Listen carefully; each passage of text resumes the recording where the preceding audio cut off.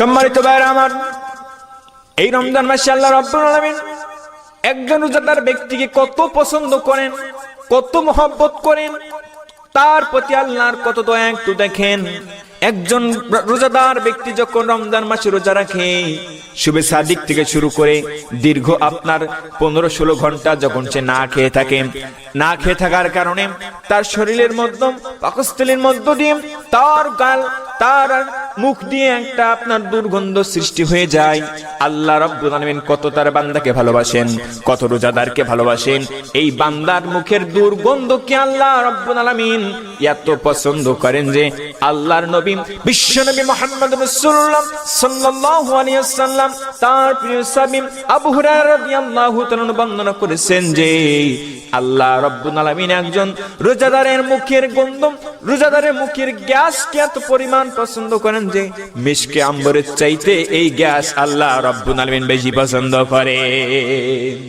একজন রোজাদার ব্যক্তির কত সম্মান আল্লাহ তাআলা দিয়েছেন যে একজন রোজাদার ব্যক্তির মুখের গ্যাস পর্যন্ত, মুখের দুর্গন্ধ পর্যন্ত আল্লাহ রাব্বুল আলামিন অধিকারে পছন্দ করেন। এই জন্য রোজাদারের সম্মান বড় অধিক বেশি দেওয়া হয়েছে। কাল কঠিন কিয়ামতের ময়দানে আপনি আমি যেমন ভাবে দেখি এই পৃথিবীতে বিভিন্ন রাজা বাদশা, বিভিন্ন ধরনের সম্মানিত লোকেরা যখন এই দেশে কিংবা বিভিন্ন স্থানে গমন করে, তখন তাকে সর্বোচ্চ মর্যাদা সম্মান দেওয়া হয়। আল্লাহ রাব্বুল আলামিন এই রোজাদার ব্যক্তিদেরকে কঠিন কিয়ামতের ময়দানে এবং জান্নাতে আল্লাহ তাআলা তাদের এত সম্মান দান করবেন যে আল্লাহর নবী বলেন তাদের জন্য একটি দরজা থাকবে, সেই দরজা দিয়ে শুধুমাত্র একমাত্র রোজাদার ব্যক্তি ছাড়া অন্য কেউ প্রবেশ করতে পারবে না। আর সেই দরজাটার নাম হচ্ছে বাবুল রায়হান। রায়হান নামক দরজা দিয়ে শুধুমাত্র একমাত্র রোজাদার ব্যক্তি ছাড়া অন্য কেউ প্রবেশ করবে না। আল্লাহ রাব্বুল আলামিন তাদের এক্সট্রা মর্যাদা সম্মান দান করেছেন। সুবহানাল্লাহ।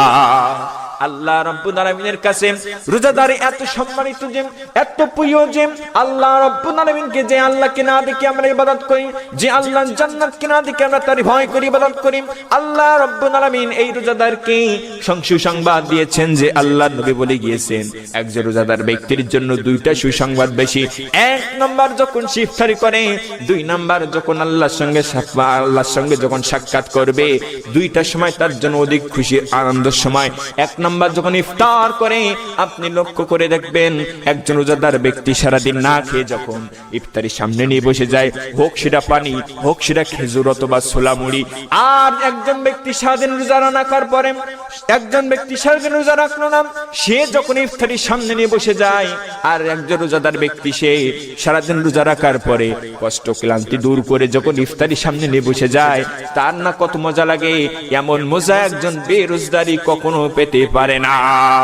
আমার ভাইরাম, আর যখন আল্লাহর সঙ্গে এই রোজাদাররা দিদার করবেন, আল্লাহর সঙ্গে যখন তারা সাক্ষাৎ করবেন, আল্লাহ নবী বলেন এই দুইটা সময় একজন রোজাদার ব্যক্তির জন্য অত্যন্ত আনন্দদায়ক, অত্যন্ত তার জন্য ভালো।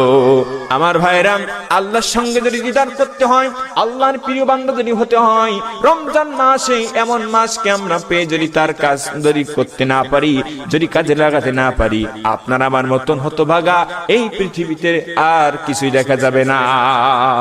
এই জন্য রমজান মাসে আমাদেরকে সময়কে কাজে লাগিয়ে আল্লাহর প্রিয় হওয়ার জন্য এই রমজান মাসকে কাজে লাগিয়ে আল্লাহর ইবাদত করতে হবে। আল্লাহ পাক রব্বুল আলামিন যেন আপনাকে আমাকে রমজান মাসে মাফ করে দেয়, আপনাকে আমাকে সমস্ত দিক